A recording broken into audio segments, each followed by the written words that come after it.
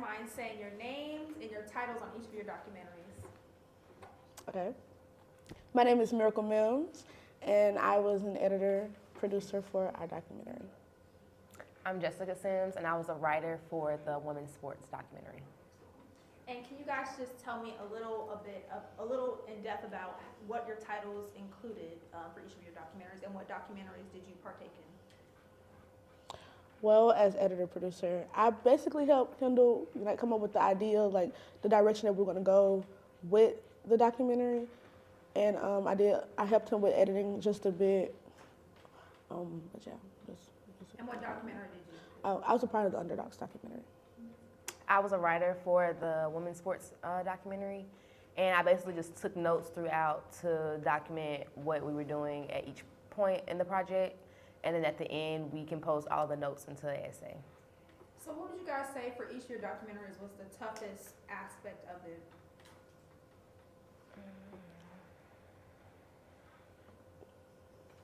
You mean like for the making of the documentary, or like the putting it together at the end?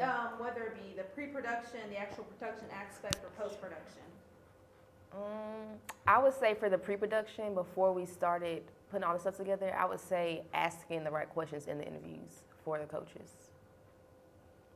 I would say getting the information we needed, because a lot of our sports, since they are like sports that aren't very prevalent on campus, it was hard getting footage of it because nobody went out and shot anything for it. And also getting the footage on our own, it was hard because the timing was off, or they canceled games that they did have, so our footage was limited. But I think that was really the hardest part of it. Everything else was pretty okay. I had a pretty good team. We could have been a little bit more organized, but that was, again, to the lack of footage we had. So, yeah, I think we did pretty good with what we had, though. And would you mind, both of you guys, just going into depth on what each of your themes were for your documentaries and what that meant to you?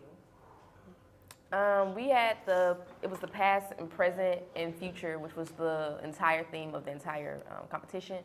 And so we just focused on the past, the present, and the future of the sports that we highlighted. Ooh, excuse me. Okay, like she said, it was the past, present, and future for the theme of the overall competition.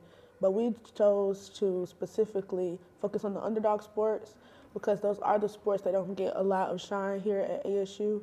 And also, we noticed, like, even when we were interviewing some of the coaches, they were like, we really appreciate this because they don't really get these opportunities like this. So for us to be able to give them this opportunity and also support our school and perfect our craft a little more, I think it was a great thing.